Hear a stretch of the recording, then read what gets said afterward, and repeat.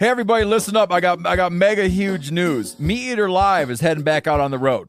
That's right. Join me and the crew. Clay Newcomb, Cal, Yanni, Spencer's going to be there. Phil the Engineer's going to be there. Meat Eater Live headed back out. Now, when you get every ticket, okay? Every ticket you buy, you get a signed copy of our new Meat Eater Outdoor Cookbook. This tour is celebrating the release of the book. Buy a ticket, get a signed copy, Meat Eater Outdoor Cookbook, wild game recipes for the grill, smoker, camp stove, and campfire, which I'll point out is a $38 value. Here's where we're going to go. April 23rd, the Mesa Art Center in Mesa, Arizona. April 24, the Balboa Theater in San Diego. April 25, the Grove in Anaheim, California. April 27, the Crest Theater in Sacramento. April 29, the Union in Salt Lake City. April 30, the Egyptian in Boise. May 1, the Wilma Theater in Missoula. May 2, the Bing Crosby Theater in Spokane, Washington. May 4, Revolution Hall in Portland, Oregon. And May 5, the last day of the tour, Pantages Theater in Tacoma, Washington. For tickets and more information, visit the events page at themeateater.com. Hope to see you at the show.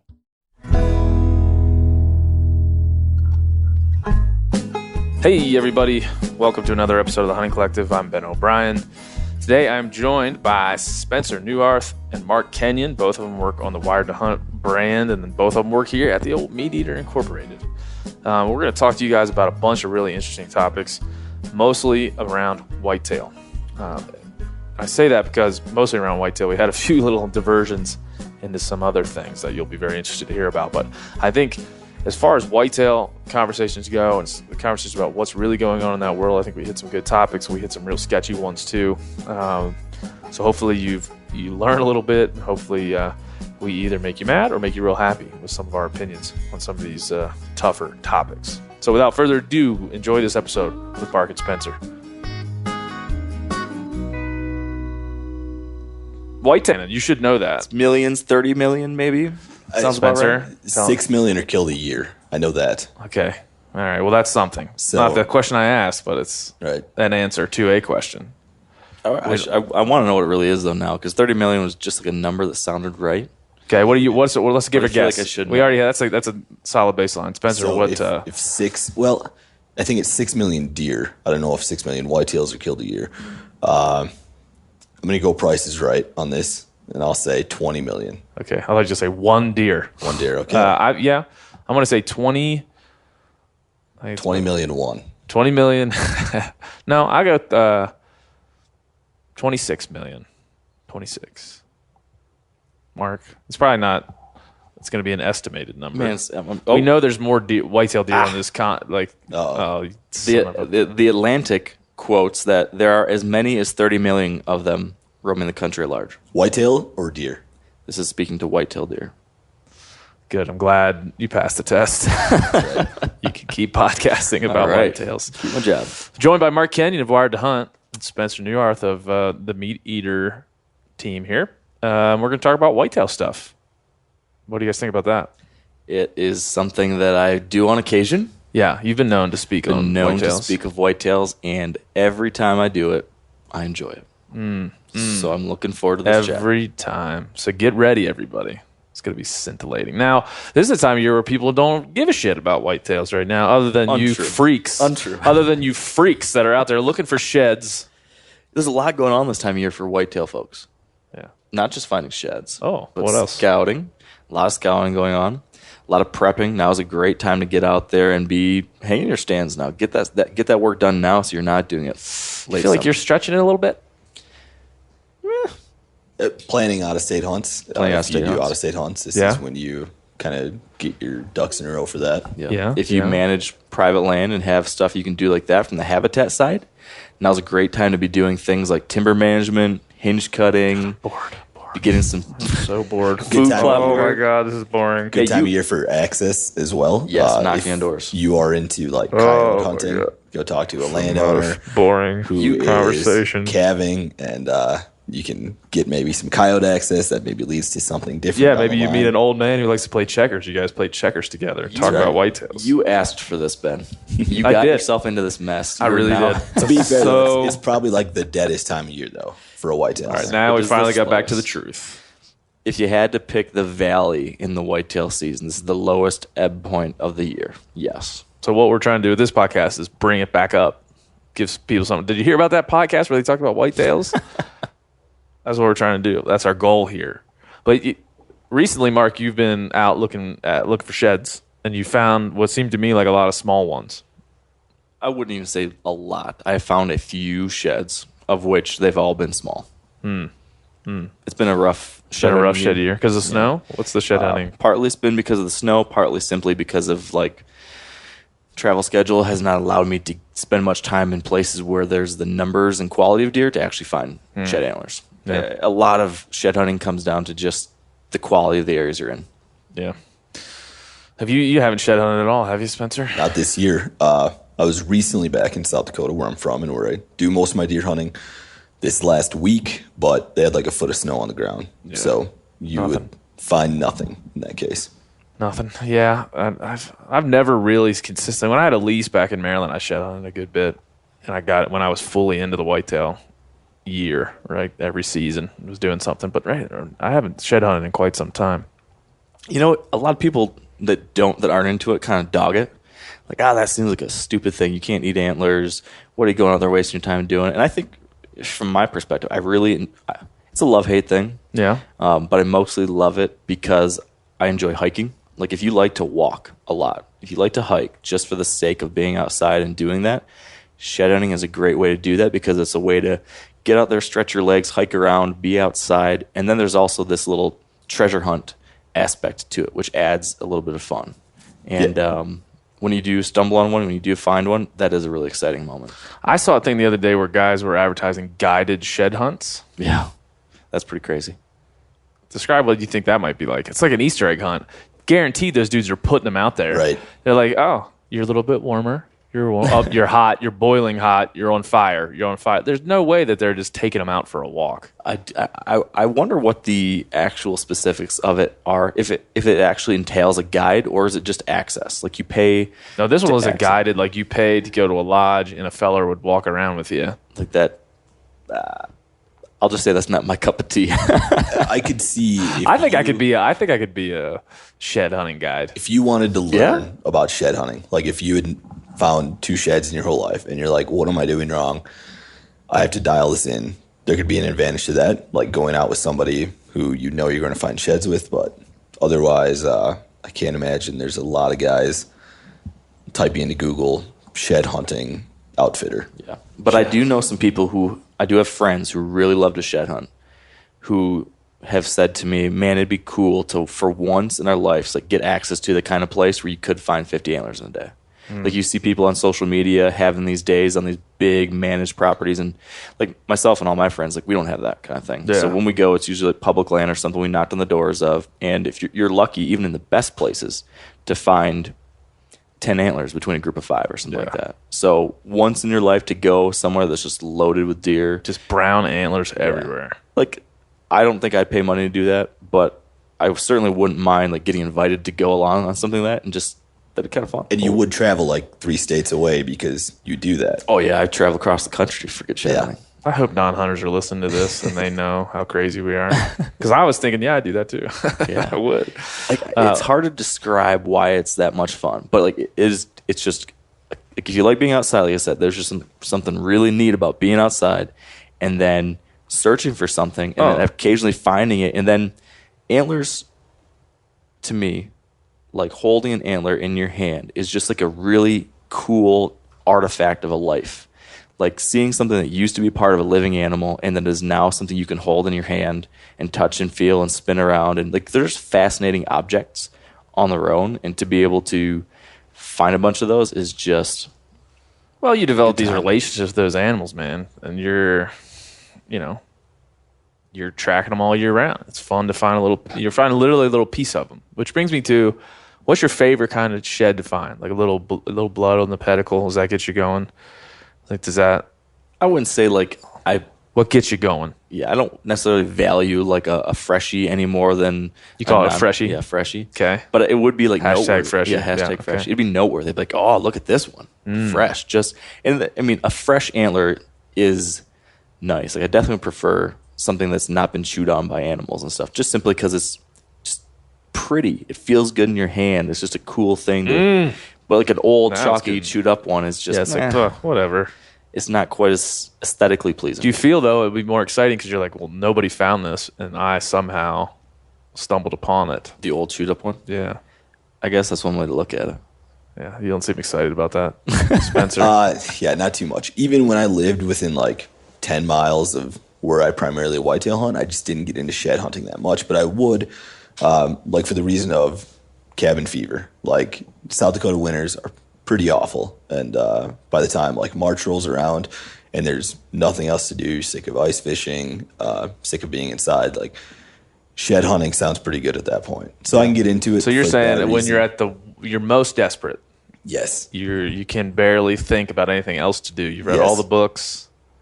You're out of wood But for the fire. As far as where like shed hunting ranks in what I like to do outside, it's pretty low, and I don't think I would ever drive. You went from Michigan to Western North Dakota? Yeah. It's got to be like 1,000 miles, Something roughly. like that, yeah. Wouldn't do that. I'd go that far to kill a deer, but not look for a deer's antlers. Now, to be fair, that was shed hunting and scouting. Okay. And I hit Let's Montana. be fair, Spencer. Montana Be fair. and North okay? Dakota. And I killed a deer there. Yep. So that scouting and shed hunting paid off. Yeah, my view on it is always like, this is not going to help me kill a deer. If I'm out there and I find a specific antler or find no antlers, that's my view of it. I don't think this is going to help me kill a deer. But I did talk to a buddy a few weeks ago that kind of changed my perspective on it. He was looking for elk sheds in South Dakota in a unit that is tough to draw. All units in South Dakota are tough to draw. Anyway, he found this piece of public, and he got in there, and he found 3 elk sheds, they were in obvious places, and so to him that meant nobody else had been there, like in the last few years, because they were old sheds, and so that was really valuable. Like that's an obvious sign that you were one of the few hunters in there in that time. So I could see the value to that point, like finding them on public land in obvious places that. So you're saying go and plant sheds in obvious places where you know there are no elk, so hunters like this guy, There you like, go. oh, I'm going back there. Really trick them. Really disperse the other hunters. Yeah. So throughout, that's some value I could see in it. But from the just finding an antler and being excited about it, not so much. Yeah. I'm hoping to convince Mark Kenyon of something. What's that? There was an article in Outside Magazine, and this article is called In Memory of Yellowstone Wolf 926F. Did you possibly read that, Mark? I glanced at it. I did not read it, but I know the basic gist.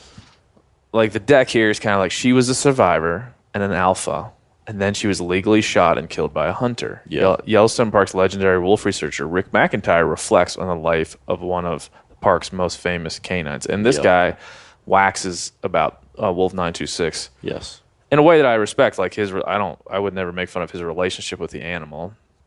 Yeah. And he definitely personifies her in a lot of ways, and talks about how he cared for her, how he tracked her since she was born, things of that nature. And my thought was not that old 926 and Rick had some unnatural relationship. I first thought of you. I thought, well, Mark Kenyon has names animals and follows them throughout their lives. Yep. He just happens to kill them at the end and eat them. Yeah.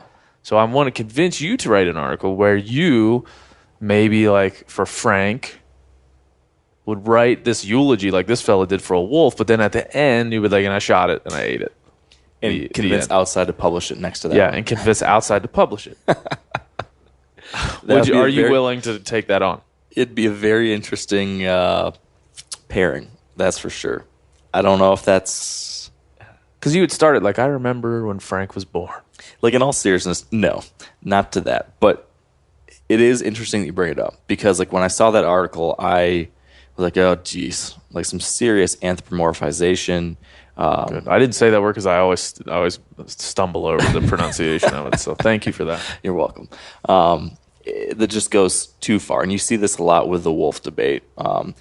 and I will publicly, like, I am not like an anti-wolfer. Like I'm okay with, I'm all for management of them. Yeah. But at the same time, I'm happy they're on the ecosystem in a lot of places too. They're a native species. I'm okay with that. So I'm not someone who's like vehemently anti-wolf. But when I see stuff like this, they go so far to the other direction that, Disney fies these animals and makes it seem like they're a little happy family of people up there that were attacked by vicious hunters.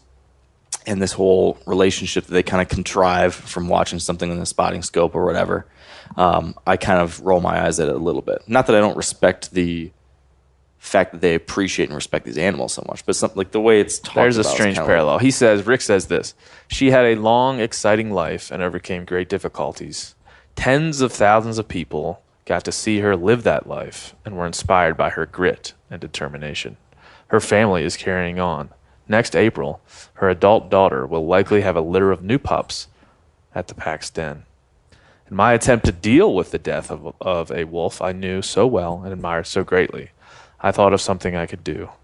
Wolf 926 was shot about a mile from my cabin. I found the site where she had bled out, and collected some of her frozen blood. I trudged through the snow to where 926 had been born and where I had seen her play with her pups and left her remains there. I did it for her family, but mostly I did it for her. She deserved to come back home. It's good writing. Yeah. And like, I can appreciation for wildlife and animals like that. Yeah, that's because I do too. Yeah, I'm not making light of what this guy feels. Like, I understand what he's going through, but I just think it's funny that there's this parallel between particularly whitetail hunters, because you're in close proximity to the animal, right? Yeah. That you can know a deer, probably not from when it's born, but pretty freaking close, and track it and find its sheds and understand each year what age it is. You get pictures of it every year. Yep. I know a lot of whitetail ranches where they have little flip books of a deer's whole life, like every picture of it. Yeah, as soon as you call it a ranch. Yeah, never mind. It was in Texas. It's a low fencer. I kid. But I know what you're saying. You know what I'm saying? Like, there's a relationship. This guy had a relationship with the wolf. He just, he took it to what I believe is an unrealistic level, right? Yeah, for at least he didn't write about taste. I remember the time that wolf ate the asshole of a mule deer. Although that would be a great vignette. Yeah, I remember. One time I was following the wolf pack, and she got on the track of a fawn mule deer. And I remember when she ripped its throat out. Yeah. What a wonderful experience for us all. Conveniently leave that part. Conveniently leave out the part that this is a killing machine, right? I don't mind his relationship and his admiration of the animal, but he takes away almost all of the realism there. Yeah, and so I think that what's interesting is, like, I have my gut reaction to that is like, oh boy, roll my eyes. But then to your point, if I do put a mirror up to myself and look at how I engage with deer, you're right. Like, there is an interesting kind of relationship that forms when you hunt the same deer for multiple years. When I see it over and over and over again, I study it and I look at trail camera pictures and I observe it, and I have moments of engagement where I see this animal up close. I had a close call or almost got a shot or all these different things. Yeah, in a really weird way that's hard to explain to someone who's not been a part of that, you do form a kind of relationship with that animal, which then becomes really weird when you talk about the fact that you're trying to kill that animal that I so enjoy, that I so appreciate, that it's a weird thing. And so I have had situations, like there was a buck I hunted for 3 years and watched and had a lot of encounters with. And after successfully killing that buck eventually, I had like a weird swamp of emotions afterwards, like sitting back and realizing, wow, I'm never going to see that deer again. Yeah. And it's similar, like, to this guy, to the point of 99% of the deer you encounter or see, you don't kill. Yeah. And a lot of those get killed by someone else. So, like, you are dealing with the same thing, that there's some buck you're aware of, you've known him for 4 years, and then a neighbor kills him. Yep. It's very similar to what this guy is talking about. Yep. Yeah. So there's these weird parallels. I feel like this is with all hunters and then non-hunting lovers of wildlife. Like, there's this weird parallel that we always draw where we both care about the animal. There's just some point in the parallel line where we divert. They go into this like intense, almost unrealistic love, and we go into this more pragmatic stance of I'm going to Yes. kill it and eat it now. We've Yep. had this caring relationship with this animal for all this time. We just take the left fork and they take the right fork. Right. And we forget that we're traveling along the same path, you know? Yeah. Yeah. And I think I guess to kind of wrap all that up in my own mind, like I think it's probably a good lesson for myself to remember not to go too far, not to jump to that eye rolling reaction right away when I see something like that, but instead remember that, you know, we're on the same path for a lot of this, and it's probably much more helpful to engage with someone like that and talk about, hey, I've had relationships like this. I respect what you're saying, and have meaningful conversations versus right away saying these guys are yahoos. Screw them. Yeah, I mean, it's way too easy. That's the way too easy route. And we're always in, whether we like to say it or not, we like to say, oh, we're not in an echo chamber. Bullshit. We're all in a similar echo chamber, whether you're in the whitetail space or just in the western hunting space or whatever. You're in an echo chamber. Yep. And you're talking about things that would seem crazy. Us killing animals that we care about is crazy to that guy. Is that dude talking about taking bits of blood and burying it? Yes. It's to us. Same kind of kind of gap. Live in a world filled with a lot of paradoxes. So, are you willing to write this article and we'll pitch it? I know this website we could put it on. MeatEater.com. Yeah, I'd consider it loosely. Loosely consider. All right. Consider. We'll have you back on when you're prepared to write your article, and then then you could write. Then I scooped up the remains of the deer, put it in my truck, drove the truck to my house, went inside my house and cooked the deer. Yes. And ate the deer. Yeah. What a lovely. And I do see that as a form of showing my respects, just like he showed what he did as a form of his respects. Yeah, I'm about to have this vegan guy on that was trying to argue with me about the morality of our relationship with animals and why don't we just treat them like us? Like, well, we don't eat us, right? We eat them. And if you want to display the ultimate understanding of what an animal is, I would imagine that eating it is a part of that. Also understanding your humanity. So there's two ways to look at that. What state was this writer in?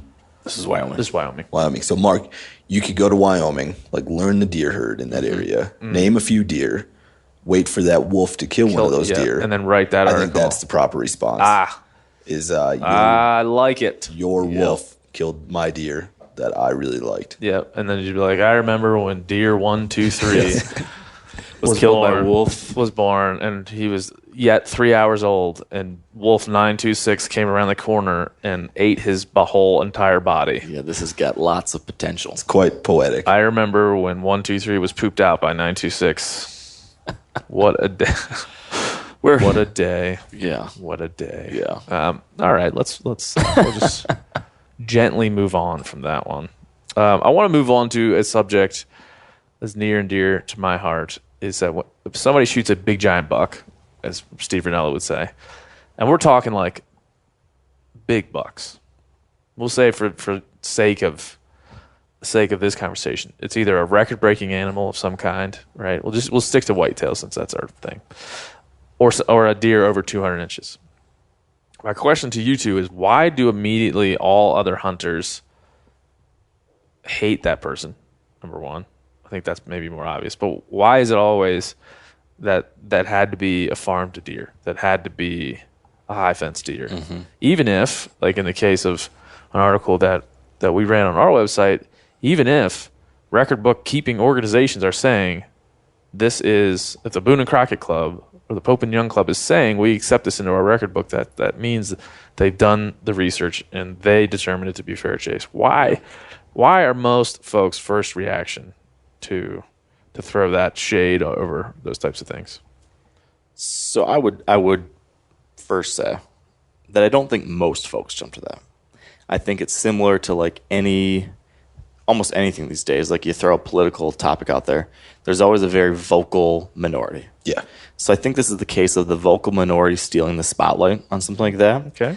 And that vocal minority oftentimes is angry, lonely, jealous, something going on, that this is their way to strike out online and feel 0.5% better about themselves or something. That's my best guess. Yeah, I would agree with you that not every hunter thinks that, and it is a small group, but it's the loudest group. And I think that's the obvious answer is like jealousy. But I think there is also a point to it that like it's hard, really hard to fathom like a 230-inch whitetail because the majority of hunters have not seen it. I think there's like 10 million hunters in the U.S.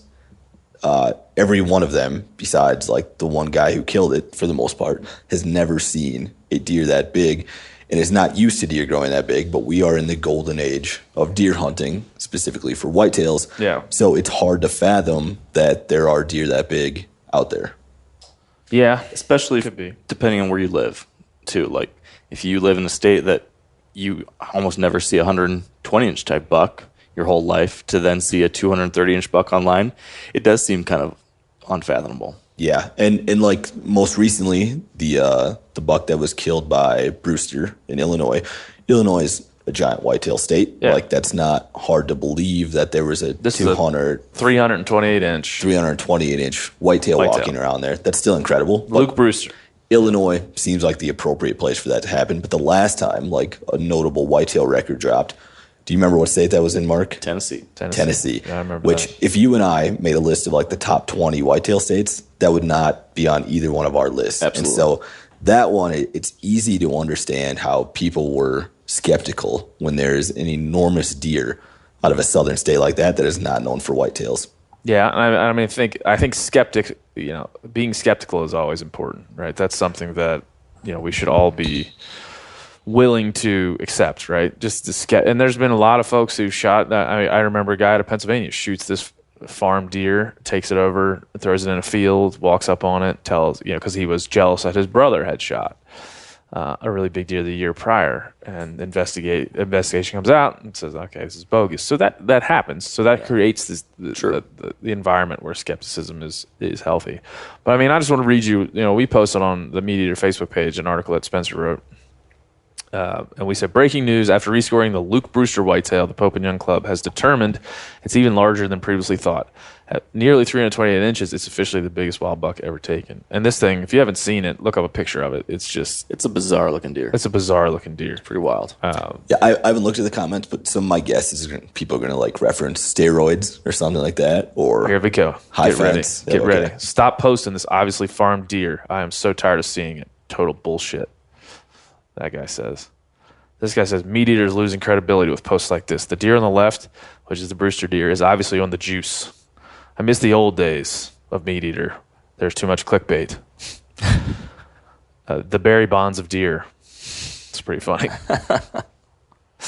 Hey everybody, listen up. I got mega huge news. Meat Eater Live is heading back out on the road. That's right. Join me and the crew. Clay Newcomb, Cal, Yanni, Spencer's going to be there. Phil the engineer's going to be there. Meat Eater Live, headed back out. Now, when you get every ticket, okay, every ticket you buy, you get a signed copy of our new Meat Eater Outdoor Cookbook. This tour is celebrating the release of the book. Buy a ticket, get a signed copy, Meat Eater Outdoor Cookbook, wild game recipes for the grill, smoker, camp stove, and campfire, which I'll point out is a $38 value. Here's where we're going to go.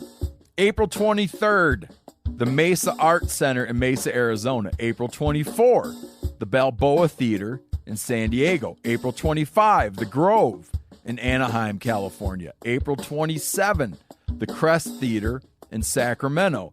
April 29, the Union in Salt Lake City. April 30, the Egyptian in Boise. May 1, the Wilma Theater in Missoula. May 2, the Bing Crosby Theater in Spokane, Washington.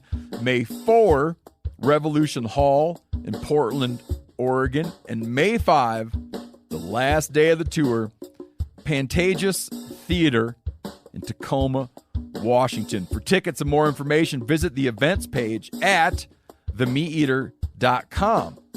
Hope to see you at the show. Game Farm released, I'm sure. This shit's out of control.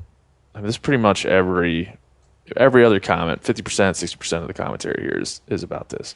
So what do we do? Just take it and say it's because this isn't skepticism. These people, Right. So you're saying all the lonely people you were talking about happen to be on Facebook and happen to follow Meat Eater. I don't want to say they also everybody. happen to follow Meat Eater. I just feel like you tend to get that kind of thing when a big buck, exceptionally big buck, gets put up. There's going to be a group of folks that want to jump on it. They want to jump to conclusions. They have a jump to conclusions, Matt, and always err towards the negative side. It's true. And you see somebody with a deer that big, I think a lot of guys naturally jump to, like, this guy's an asshole with money. Like, he went and paid $12,000 to shoot that buck behind a high fence in Ohio or Texas or whatever. And that's like what a lot of people are projecting onto a wild deer from Illinois. Yeah. Yeah. This guy says he was definitely being fed supplements. Awesome buck, though. Yeah, it's funny because you're right. Like, the latter does happen, right? There are people that will pay some ridiculous sum of money to go, I wouldn't call it hunt, to want to go shoot an animal that's in a high fence area. And I have all sorts of opinions and thoughts and issues with that. Valid concerns around that. So yeah, people probably then make assumptions and project that onto some of these deer that do seem so out of the ordinary. And I guess there's something part of me that can understand why you might jump to that. I personally don't ever feel the need to go and comment. Like, maybe in my head, like, that's kind of sketchy looking, but I don't see the need to go in there and publicly say, you're a douchebag, this is obviously on supplements, blah, blah, blah. Most people wouldn't. Most people don't. Most people wouldn't. But I just remember reading these comments when it first came out. I just thought, and this is not, again, I used to work with North American whitetail back in the day. I've seen this stuff. We post things, and it would almost always be the reaction. And I'm not sure if it's a symptom of the whitetails community obsession with giant things. And I think the whitetail community's obsession with giant antlers didn't help create, but is symptomatic of the high fence breeder bucks. Like, those things are connected. Yeah, man, I don't think you can just say it's just the whitetail community, though, man. The entire hunting community. No, yeah. I'm just saying whitetails because we're sitting here talking about whitetails. Yeah. The entire hunting community fetishizes big antlers, for sure. Absolutely. And there's plenty of, the spider bull being one of them. There's plenty of elk hunters who have bought a giant tag, paid $6 figures, bought a tag, had a bunch of people go track down an elk for them. They walk in and shoot it, take a picture with it. They're the record holder. So, I mean, there is a lot of a lot of skullduggery around big animals. But, the whitetail world, like, the traditional television programs, traditional print media, in the digital space, like, there is this fetishizing of big bucks that has to have an effect on the culture. Yeah. In a negative way. Yeah, and like the people that commented that you read their comments specifically, they're just uneducated assholes. Like, that's the easiest way to put it. Because wow, that's a strong statement. Okay, well, here's my point. So, like, I'll tell you their names. The Brewster buck, I think the two deer that it passed were, and I had to write in there specifically, hunter killed deer, because it did not surpass like the biggest whitetail in the books, which I think were two other ones. One was like, do you remember, Mark? It was killed by, or no, somebody found it. The hole in the horn buck in Missouri. Horn, yeah, 404 that one was, or something, wasn't it? There was like a buck found in Missouri that was dead back in like the 60s or something. So that was 50 years ago. Yep. And there wasn't high fence whitetail farms at that point. Right. And I think there was another deer like 50 years ago that was also found dead that is at the very, very top of the record book. And so, like, even in 2019 or 2018, when that deer was killed, there were bigger deer than that pretty long time ago. That's a good point. Yeah, that had been found. Yeah, I just wonder about that, why that reaction is triggered in most people. Like you said, the easiest answer is to be like, they're assholes. There's other answers to that question, though, I think. Sure. I think maybe what you're getting at is that there is a pushback to the big buck fetish. Yeah. And maybe this is a reaction. I think there's a lot of regular folks who are tired of it. Yep.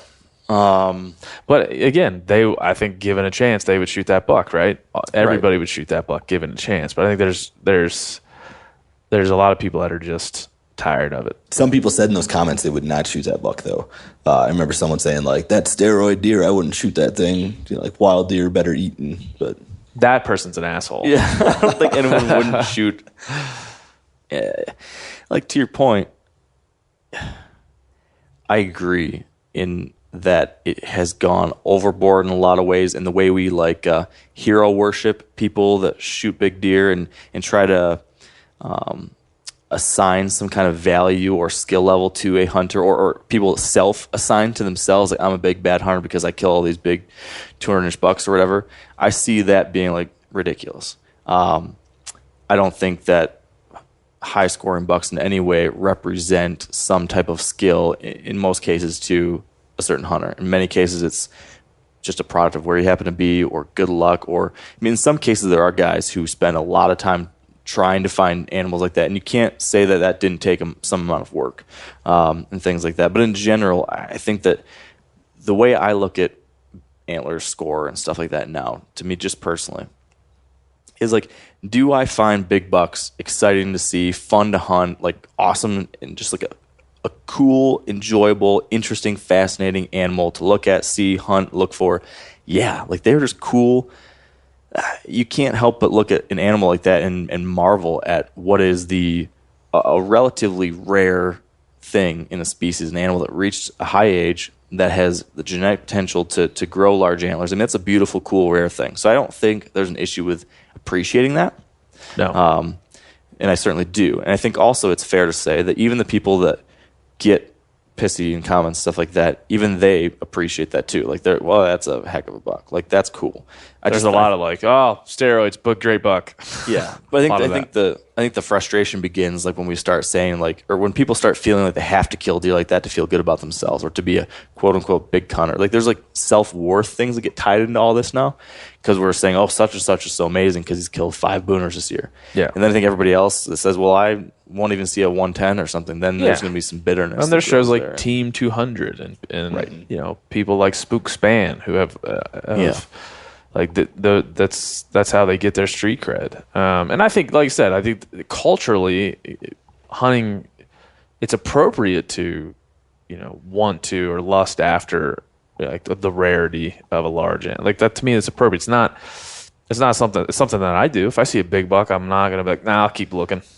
Yeah, I'm excited by the big buck. If there's 4 bucks in the field, the biggest one's the one I'm looking at. I mean, the most unique one sometimes is the one I'm looking at. So I don't begrudge anybody that, but I think as our culture has kind of dug deeper into what that really means, psychologically, we've kind of gone in some weird directions. And like, the whitetail community, I think, is ground zero for that kind of shift in hunting culture, but it's everybody. The Pope and Young record book has had 17 of their 34 records broken in the last decade. That's not coincidental. Like, every hunter who targets big game has an infatuation with, you know, big animals or big antlers, not just the whitetail community. And it should be pointed out, this is not new. No. Like, this was happening 100 years ago, 200 years ago. Like, Theodore Roosevelt was really pumped up to find a really big elk or a really big whitetail. Yeah. And when folks were putting cave paintings on the wall, you know, these were big antlered animals. Yeah. They weren't showing like the little spikes. So, like, I think it's natural for humans and hunters to see something like that and be like, wow.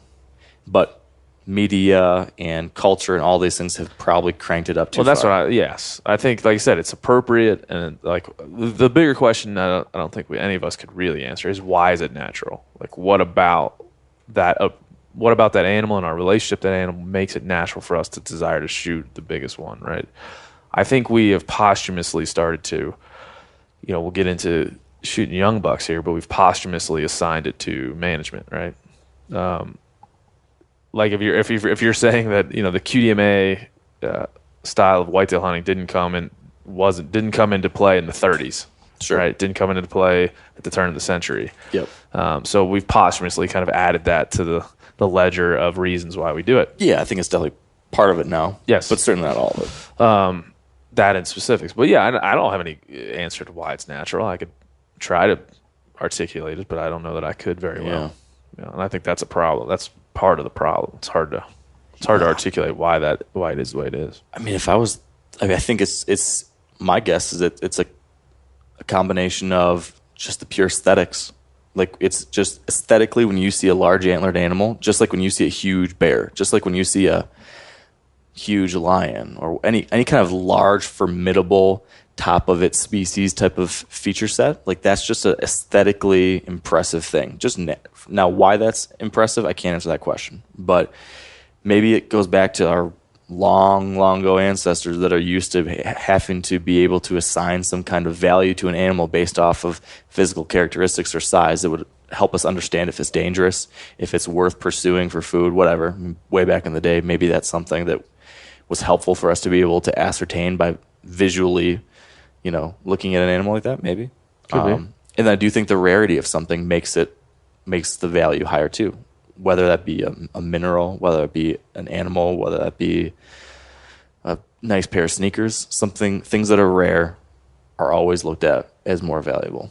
And I think that just naturally then applies in this case. Yeah, I think hunters also, I think humans desire challenge, right? You seek, if you seek improvement, you seek the greatest amount of challenge, right? Yep. So if you seek improvement as a hunter, you seek, by proxy, you're seeking this rare thing or this challenging thing to find, and almost somewhere deep down you're facing off with the most challenging animal to kill. Right. We all know sneaking up on a 1-year-old whitetail is a lot different than sneaking up on a 6-year-old whitetail, whether it's a buck or a doe. So I don't know that we'll ever really get to that part of it, but I think it's an example of how sometimes we just do things because it's part of our culture without thinking about the grand effect of it. And there's the issue, I think, in that, or what worries me within the culture, is that you get people who feel that they have to just do this thing because it's what you do. And I think that's when you get some bitterness, because there's maybe some people that don't actually want to be or need to be targeting big or mature bucks, but they feel like there's this cultural pressure to do so. And so you've got people that are just starting out hunting maybe, or people that, just they want to get some meat and they don't care about hunting for 4 months. They just want to have their weekend and want to fill their freezer, which is perfectly fine. But they don't like the fact that when they do that, they've got a neighbor who gives them crap about it. Yeah. Or there's a new hunter who listens to the Wired Hunt podcast and reads the Meteor website, and they see big bucks all the time on these websites, and they hear about us talking about these things, and they're thinking, well, that's what everyone's doing. I better do it too. Like, I don't want to not be the person doing that. So I think that's the danger, is that making it seem like it's what everyone should be doing or has to be doing, or that is what everyone's doing. I think that's where you get these false limitations put on people, maybe that and it could be a matter of fulfillment too. Like, it's challenging. You're wanting a thing and wanting to be fulfilled, but there's some sort of intrinsic, like there's always, it would be easier if intrinsically you're like, I just want to kill an animal, right? And I just want to either eat it, or even I'm hanging on my wall, I don't really care what age the animal is or how big the set of antlers are on its head. I just will be fulfilled if I go outside, experience this, and at the end of the day, I'm successful in killing a animal. Yep. That would be much easier and probably a much more fulfilling hunting life, right? Like, I think there's. Have you heard about the stages of hunters? Like, there's like, there's not everybody goes through all these stages, but there is sometimes a somewhat generic set of steps up the ladder that sometimes typically hunters might take. And at least, like, for myself, I could say, like, I followed something along that, right? There's that first phase that you just want to, like, figure it out and be able to kill an animal, figure out how to hunt. And so you finally do that, and that's awesome. At that point, like, getting any animal is a huge accomplishment, and it's a big step in this new direction. And then eventually figure out how to do that. And then, to your point about challenge, many times, if you find that fulfilling and you enjoy that and you want to participate in that more, then it's like, how do you take it to the next, what's the next step? What's the next challenge? What's the next way to deepen this thing I'm into? And that's then usually I want numbers. It's like, I want to have a lot of success as a hunter. Yeah. So hunt a bunch, fill a bunch of tags, whatever it might be. And then many times then the next step is, okay, I've figured out how to do that. Then for many people, it's how do I do that next rare thing, which is killing an older or bigger animal.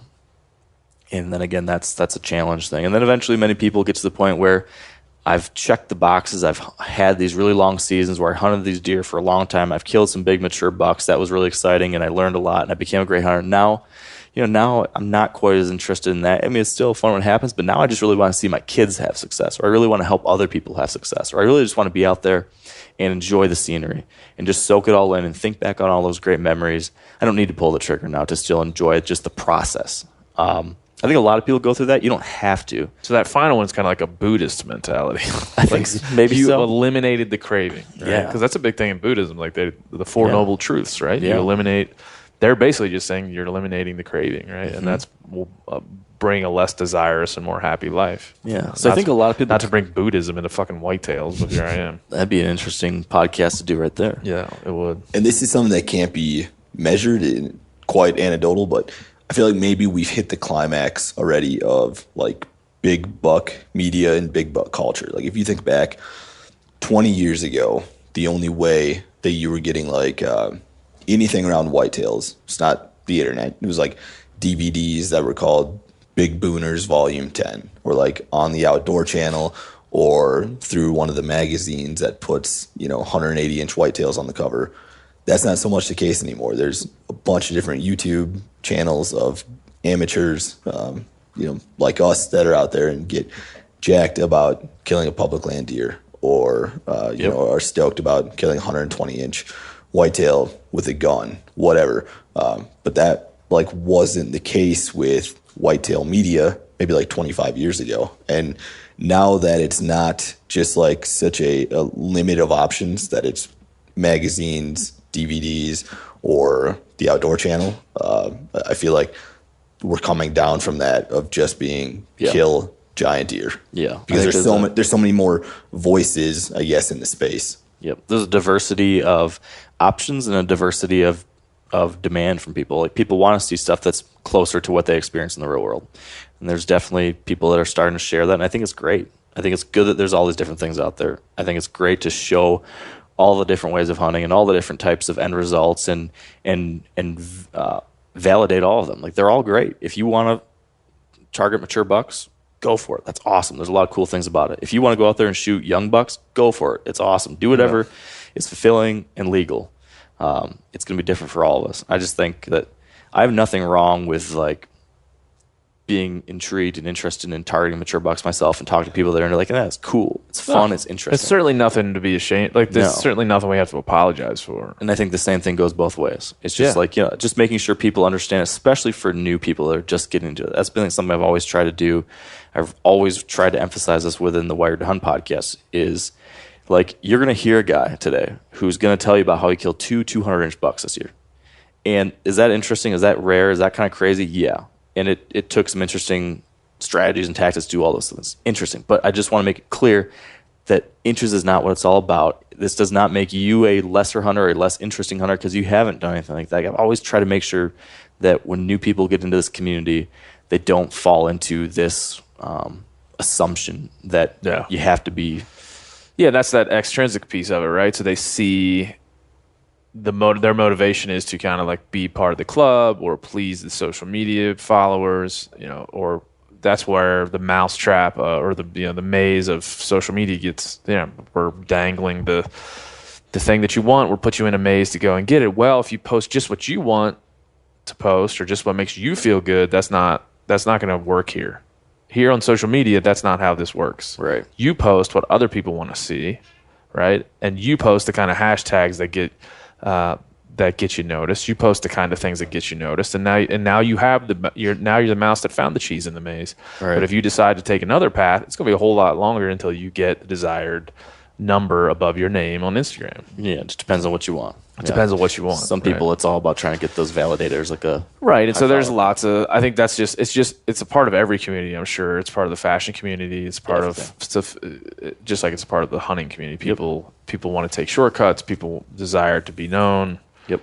And so it manifests itself in weird ways, and then it manifests itself in a weird way in hunting, and it has. Moving onward, shooting immature bucks. We just took a hard left at fetishizing trophy deer. We did have to cover for lover likes. We had a little detour. We covered that. Now we're going to go back to kind of the antithesis of fetishizing a big old buck, which is shooting young bucks. Yep. So give us a quick rundown. We had an article on the old meateater.com by Brody Henderson about this. Mark, can you give us just a quick rundown of that, and then just kind of your perspective on shooting young bucks and kind of the issues at hand? Yeah. So this article that Brody wrote kind of shared his personal perspective on this issue. That being, why do some people get chastised for shooting young deer, small deer, etc.?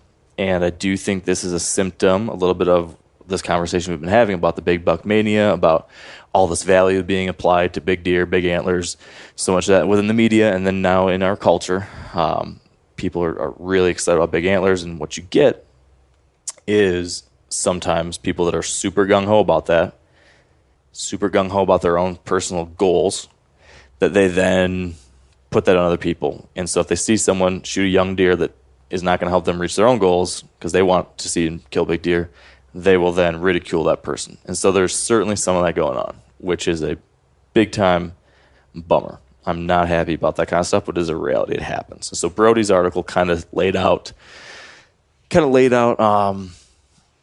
a little bit, a very kind of high-level overview of how like the culture's changed a little bit, how much people focus on big deer, and then how there's some of this ridicule. Now there's the folks that don't do that and how they get chastised a bit. Now, I have some qualms with Brody's article a little bit, though. I think he misrepresented a few things. And so this is a little bit unfair to make these statements without Brody here to defend himself. No, his article is his article. Yep. But he took a few like quotes out of context, and he also applied some blame to an organization, that being the Quality Deer Management Association. So basically what's going on here is there's two things. There is the fact that there was an organization, the Quality Deer Management Association, which is a conservation organization that started decades ago, that was one of the first to widely discuss how you could better manage wild deer herds to achieve older deer and bigger deer. They also talked about, and you brought this up at the beginning, a whole swath of different benefits to the overall ecosystem and to a deer herd in general by doing this. But a big part of that was like you did see bigger deer, older deer, and there's a whole bunch of things that go with it. Different kind of hunting experience, different types of behavior. You see a lot of cool things that come out of it. But the Quality Deer Management Association was like one of the first groups to really spread that and talk about that. What happened, though, was that their message and their management philosophy got hijacked by a lot of people. And people took a lot of things they talked about, and then they just took bits and parts of it, though, and then put it on their TV show. And they started growing big deer, and they started saying, I practice quality deer management. I shoot big bucks. I shoot trophy bucks. And over the last 2 decades, that message of what the Quality Deer Management Association was doing and talking about has been now diluted into trophy management, killing big deer, and the people like to do that. But people apply that part of quality deer management to now generic quality deer management. So what you get now is a backlash to that. So when people hear about trophy bucks, people trying to kill big deer, people that are mad at people for shooting small deer, they like to point the finger at the Quality Deer Management Association and say that this organization is spreading that kind of stuff. And so Brody put a quote in there, a portion of a quote from the Quality Deer Management website, along the lines of the fact that, there's a quote where the QDMA says something like, in the case where, young children, new hunters are shooting a deer, it's perfectly acceptable for them to shoot young deer and that kind of thing. And Brody made the point that he thought it was absurd to have a qualifier there. That he said that it's absurd that the Quality Deer Management Association is saying it's only okay for new hunters or young hunters to shoot young bucks. Brody's assertion was that everyone should feel fine to do that. You should shoot whatever you want to shoot. And number one, I 100% agree with him. I think that your goals as a hunter should be, related to nothing but your own personal goals. You should not feel obligated to do anything else different than what fills you, brings you enjoyment, et cetera, et cetera. Yeah, let me read this quote real quick from the QDMA that he put in here. It's best not to force other hunters to jump to advanced levels of buck management if they're not ready. They should also be afforded the opportunity to start with younger bucks and work their way up. QDMA even suggests that young or new hunters be allowed to take any buck, even a yearling, if that's their desire. Yes. And so I think what happened there, when I'm reading that, I'm thinking, to the whole point of the qualifier, like, well, why isn't the QDMA in support of anyone shooting whatever they want? Yeah.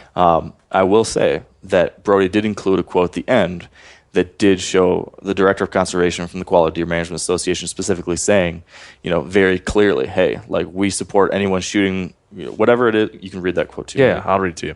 Take a moment to remember why we hunt. This is Kip Adams talking. Your reason may differ from your neighbors, so don't be critical of what he or she legally shoots or chooses to pass, and never apologize for what you shoot. Okay. So now, coming back to the moral of my story and how there's been the Quality Deer Management Association, and then there's this version of QDM that's been hijacked by the trophy hunting mentality. There is, so I have studied quality deer management the real quality deer management as laid out by the founders of Quality Deer Management Association and the science behind it and all the different parts of it. And there's much, much more to it than just shooting huge deer and telling your neighbors they shouldn't shoot small deer. The Quality Deer Management Association themselves, especially over the last 5 years or so, have been really clear in taking a lot of, putting a lot of time and energy behind trying to also make that clear too. Because there's been, unfortunately, some people that take this message and have bent it into their own little warped idea. And there are some people that are pretty nasty about it. And there are some people who do ridicule other people. And so there's definitely some bad apples out there. There's a lot of folks that go way too far with this. My issue is trying to put that on the Quality Deer Management Association, which is a conservation organization that has been doing a lot of really good things for whitetails and for deer hunters, and has made it really clear that the kind of quote that Kip made there, like that is the philosophy and the message I've heard from them over and over again. Like they share all sorts of different insights and strategies and things that you can do if you so desire to try to manage for older deer. But that quote that Brody pulled about we would even say for young hunters and adult or new hunters, that was in response to a specific question about someone who already wants to manage for older deer. So I think my point is that let's not rail on QDMA saying that they are at fault here. I think it's a bastardization of some things they originally brought to the table that have now become the bad apple. And I think the name of the organization tends to trip some people up who are not familiar with it, because you hear quality and management. The optics of that are raising big deer. That's what you think. If it was called Whitetails Unlimited or North American Deer Association, if you took the word deer out and put habitat, right? Yeah, it would totally change the meaning of it. So I think people who aren't familiar with QDMA kind of get tripped up over the name and don't realize that they are all about healthy herds. If I'm ever working on a story about something biology related to deer, I reach out to them and they have the answer. I mean, those guys are great. If I'm working on something about why whitetails are shedding early, they have the answer because it has to do with deer health. If I'm working on something about some buck in Iowa that never shed his rack, I reach out to QDMA. They have the answer, that kind of thing. So I think that, the optics of the quality and the management just aren't great for them if people aren't familiar with what they actually do. Yeah. Yeah, no, I think that these are both really good points, and I'm probably falling into that camp a bunch, right? I've whitetail hunted my whole life, but the QDMA thing was always something that it was problematic. Well, not problematic because of what I knew of QDMA, but problematic about how people, applied it, talked about it, right? So your point's well taken, Mark, that there's a lot of people that are not, they're everything is secondhand. Yep. Right. You're seeing, their philosophies taken and twisted, and that's your experience with them. So that's a good point, and that's something that happens in way more than just this instance. But that's a good point, well taken. Yeah, and I think I would challenge anyone who has a negative perception of that organization to go and actually listen to a podcast that some of those guys have been on with me, or to read the tenets of their philosophies that are not just about shooting mature bucks, but there's a strong focus on hunter recruitment, on improving hunter access, on educating all hunters on things not just related to growing big bucks or planting food plots, but everything. They've got a lot of programs, especially now. One of their major goals for the next 10 years, I think it is all about really taking a strong stance of diversifying the group of hunters that they can help. And so they are very well aware of the perception that we're talking about here. They're well aware of that, and it's a big frustration for them internally. And so they're taking steps to really try to make sure that people know that's not the case. So there's QDMA folks are going out there and they're doing habitat work on public land. They're trying to improve public land for people. There's a whole bunch of really cool programs they're doing right now to help introduce new adult onset hunters into this space by going to like food markets and stuff downtown and finding people that are interested in like local grown food and giving venison. Like, here's like try a sample of venison. This is great, free range food that was harvested locally.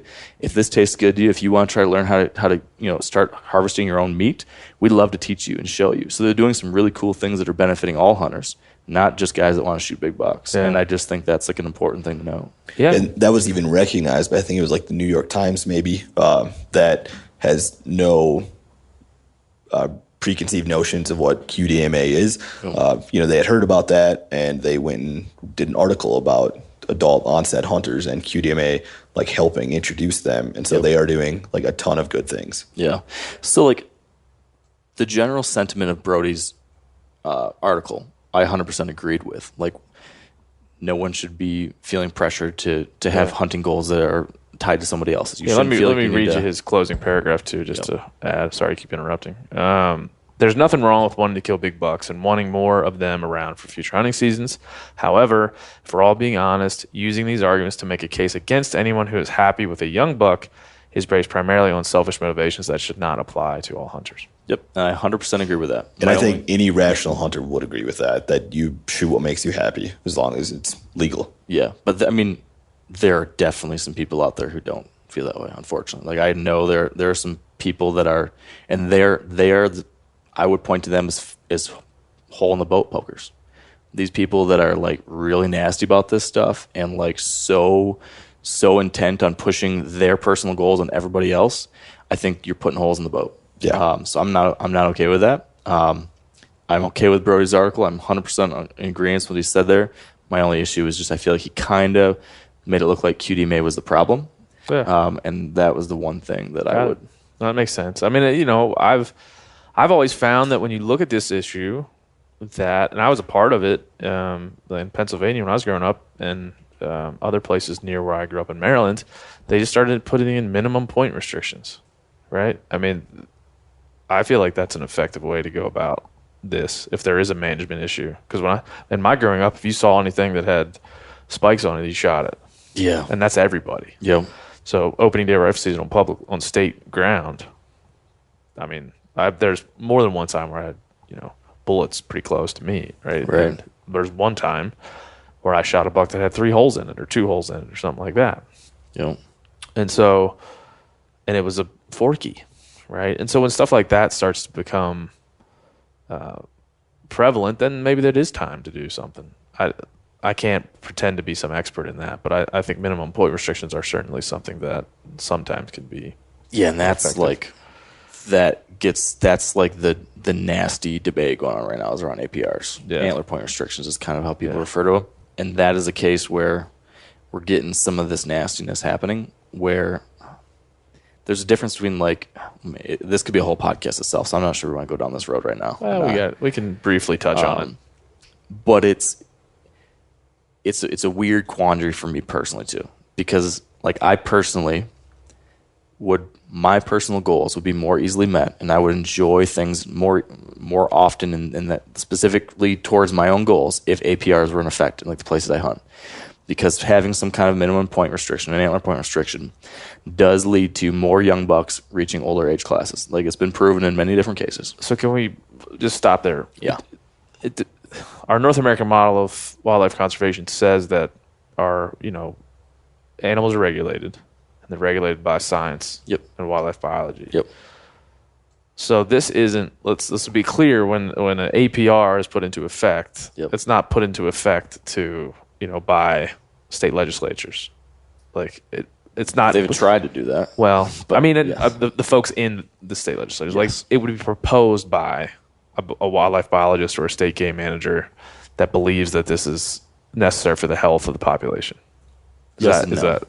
So there's actually cases where hunter advocacy groups, people that actually just hunters that really want there to be APRs, are actively, in Michigan, this is a huge thing, and I could get crucified for coming out against it within my own state because people are so strongly for it, but then so strongly against it too. It's like a really hot item right now.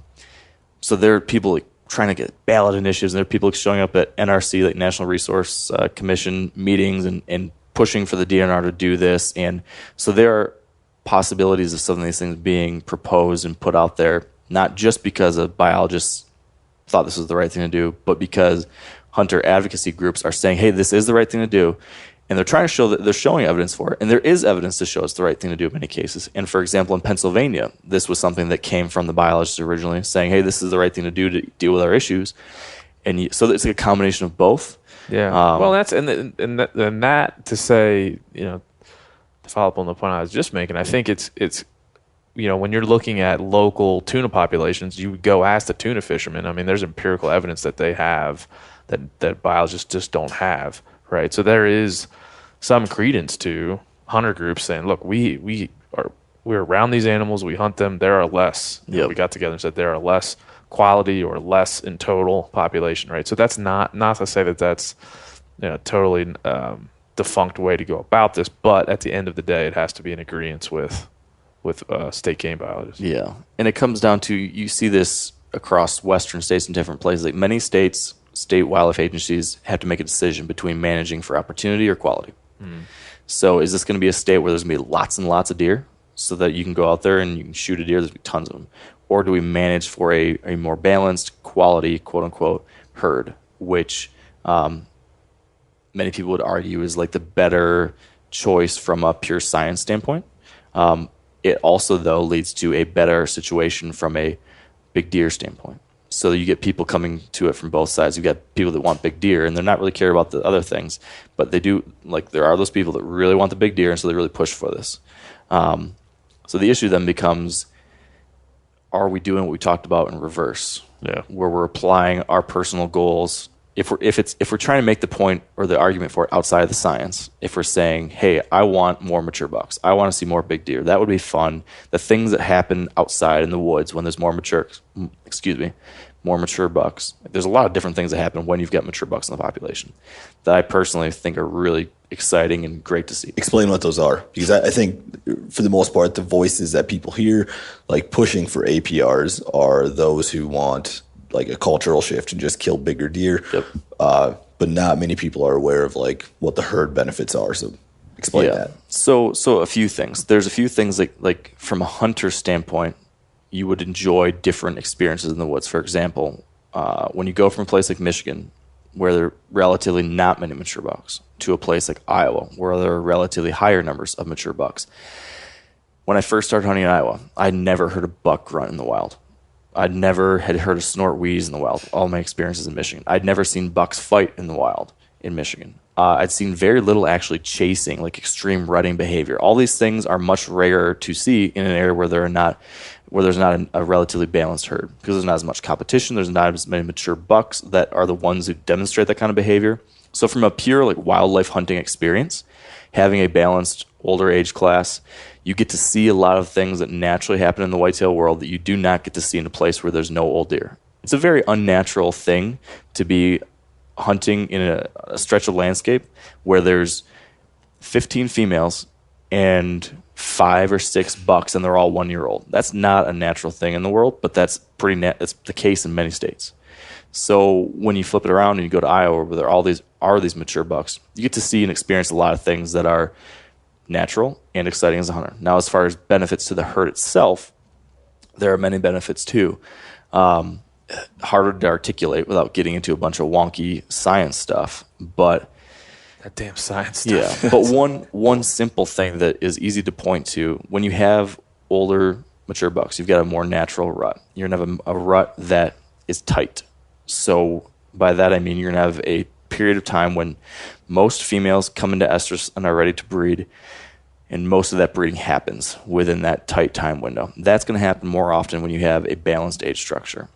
When you have a very unbalanced age structure, you're going to start to see situations where does will be bred over the course of a much longer period of time. When that happens, when does are being bred from early October through late December, and you've got all those pregnant does spread out over the course of that time period, in the spring, when these deer start giving birth, you've got fawns dropping over the course of a long period of time. So you've got fawns dropping really early. You've got fawns dropping really late. There's issues across the board with that. You get early drop fawns. You're getting fawns hitting the ground when it's too cold out or there's too much snow. So a lot of fawns dying. When you got fawns that are getting dropped too late in the spring, you've got fawns now that are going to be too young by the time the next winter comes along. So they won't be able to be as healthy and as mature as they need to be to make it to the winter.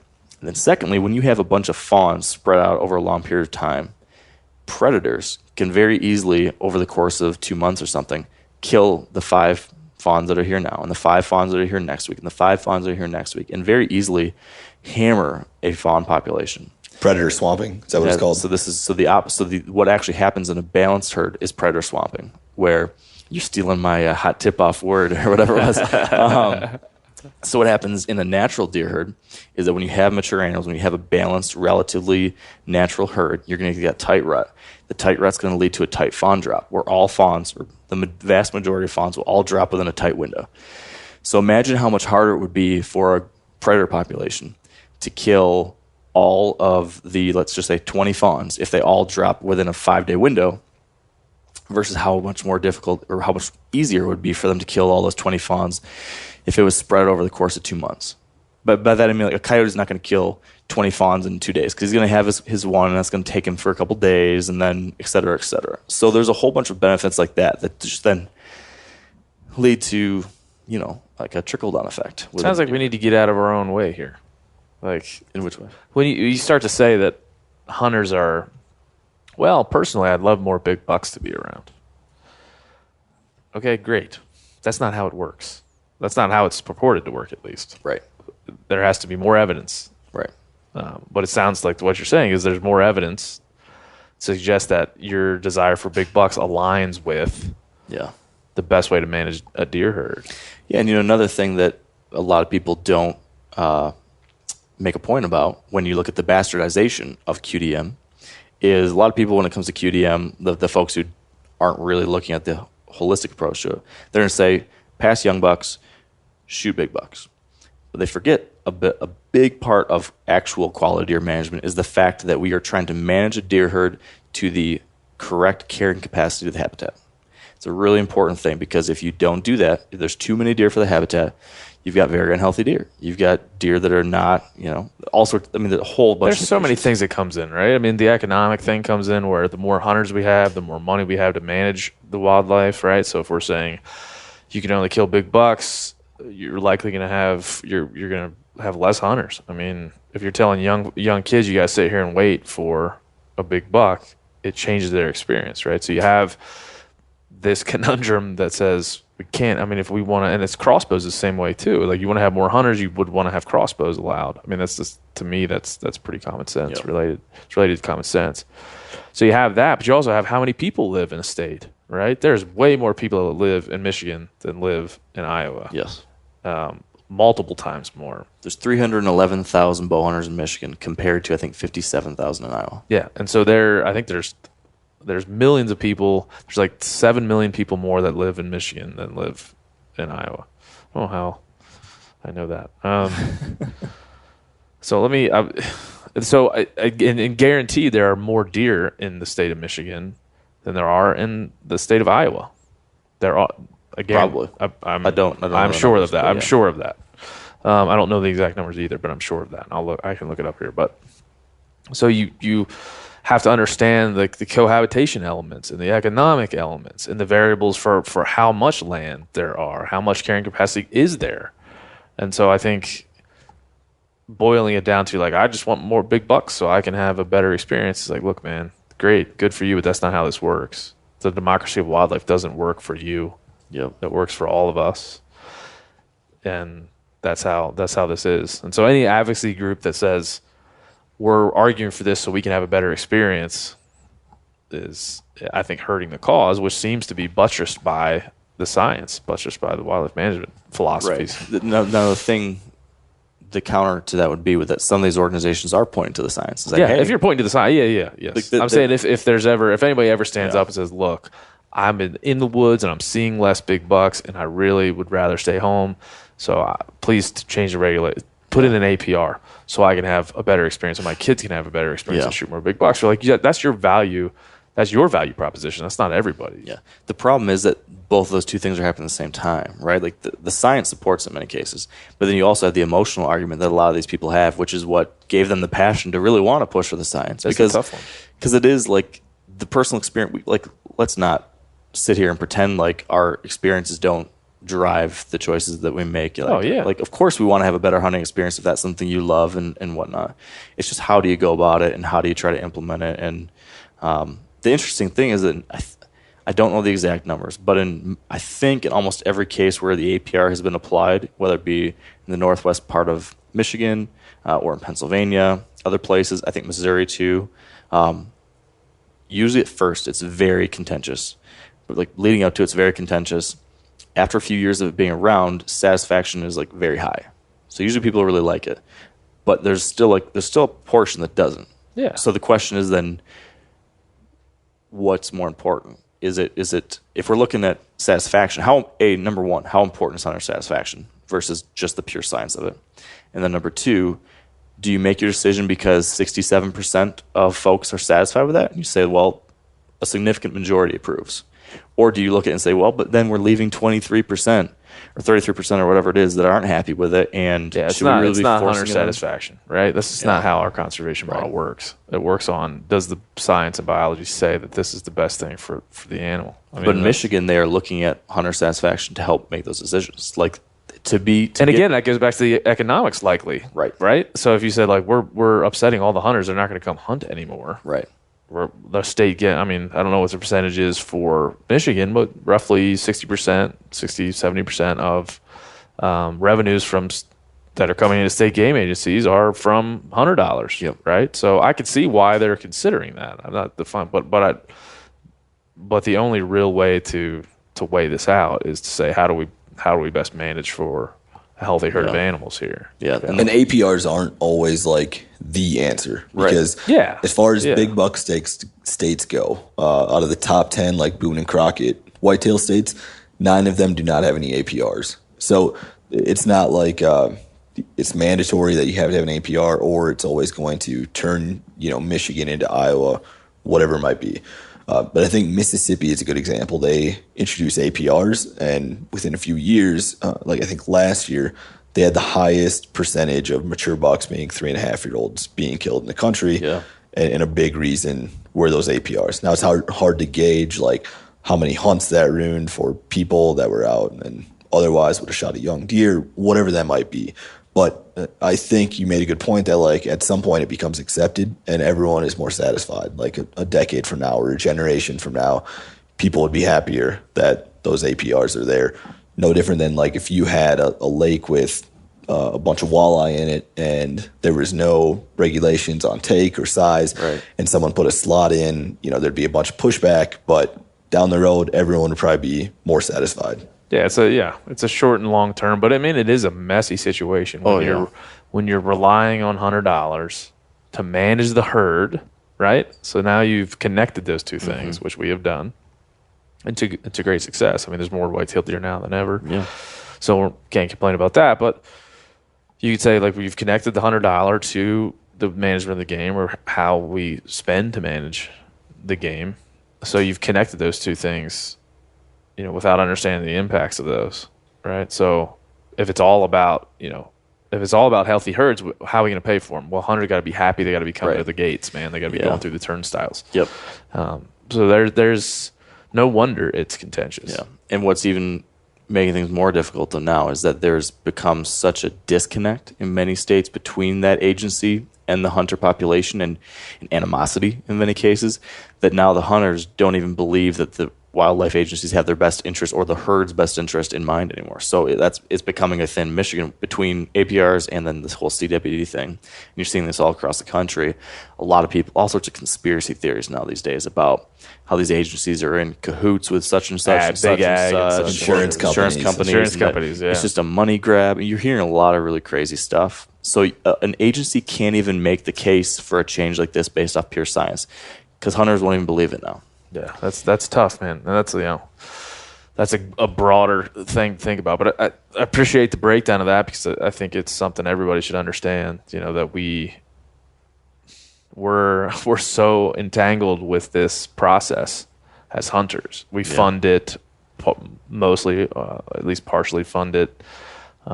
It impacts all of us. We want to have these broad, sweeping statements, like you said. We want everybody to be able to have the greatest time they want to have. That's real warm and fuzzy, but sometimes that doesn't stand up to the reality of what's happening with cohabitation, the economy, and healthy wildlife populations carrying capacity. So sometimes not everybody can have the warm and fuzzy time outdoors and just go have fun. Sometimes you have to make sacrifices for the future of that. Yeah, none of this is easy. We say all this. I think it's important to like step back and, recognize that we're in the golden age of whitetail hunting. Like you said, there are more whitetails than ever before. In 2018, there were more mature bucks killed than ever before. There were less yearling deer killed than ever before. As far as like Ratio. Yes. Yeah. I think it's like overheard. 35% of 3.5-year-olds made up the deer harvested in 2018. Whereas that's the highest it's ever been. Lowest.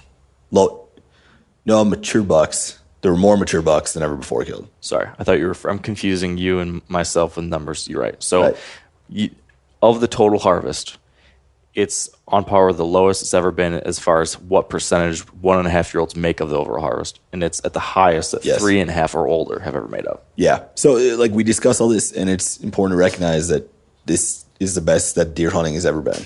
Yeah. Yep. We'll end on that. The best that deer hunting has ever been. Well, maybe we'll title the podcast that. Thank you, boys. Thank you. Thanks. That's it. That's all. Another episode of the Hunting Collective in the books. Thanks to Mark and Spencer for sitting down. I feel like these dudes are becoming huge voices in the whitetail space, leaders in that space, voices for a reason. Guys willing, obviously, to tackle some tough topics. Big bucks, little bucks, lover likes, things like that. That interests me. So thanks for entertaining me, boys, and we'll have you back on real soon. One other big thing to get to here is that we're going to be launching a new format the next episode of the Hunting Collective. This format will allow for a little more timeliness. We're going to have a segment of the show before the interview portion where me and a guest from Meat Eater talk about what's going on in our world, news and events, answer questions from you guys from previous episodes, and talk about what's generally, like I said, what's going on in our world. Then we're going to follow that up with a pre-recorded interview, and then we're going to have some new segments, some pretty cool new segments. One of those you might have heard in a previous podcast as I tested them out, but one of them is called Hotspot, cool dude or cool lady. And that's where I try to convince all these wonderful guests to give me their favorite hunting spots and share them with all of you. See, that's a public service. That's what that really is. We got some other things called where people are going to share with us near-death experiences in the outdoors, and a bunch of other cool ideas that we're going to be bringing back consistently on the show. We'll have some new music. Hopefully you can tune in next week to hear that new music. And just a new way of putting together our show. So hopefully it's a better program for you people. Everyone that has downloaded, we're at about 1 million downloads thus far in 54 episodes. So thank you so much to everybody that has downloaded and listened and spent all your time with us. It means the world to me. I can't thank you all enough. And it's just important for me to continue to get better with this program. So with all that being said, send in your feedback. Hit me up in the DMs on Instagram. Email me. Tell me what you think about this new format. Give us your feedback. We're going to do our best to continue to get better, to always change and always adapt to what's going on in our world, what's going on in the podcast world. So hopefully you tune in next Tuesday, April 2nd. You're going to hear from Cameron Haynes on the Adam Greentree poaching case. I talk about that case with Ryan Callahan. We talk about Ryan Callahan's biggest surprise of his media life. Surprise announcement from Ryan Callahan. And we're going to talk about his love life and a little show called The Bachelor as well. So a lot of cool stuff coming up next week. Please tune in. We'll see you then for the new format of the Hunting Collective. Bye.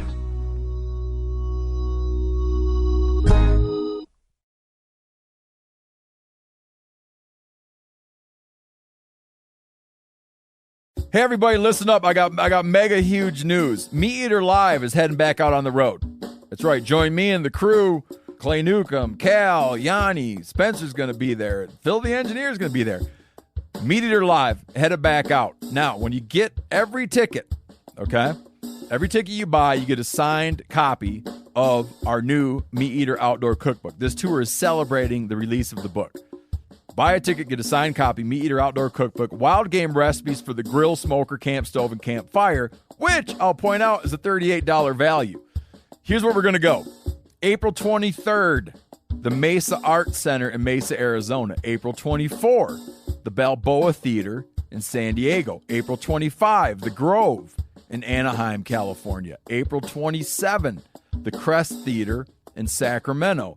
April 29, the Union in Salt Lake City. April 30, the Egyptian in Boise. May 1, the Wilma Theater in Missoula. May 2, the Bing Crosby Theater in Spokane, Washington. May 4, Revolution Hall in Portland, Oregon. And May 5, the last day of the tour, Pantages Theater in Tacoma, Washington. For tickets and more information, visit the events page at themeateater.com. Hope to see you at the show.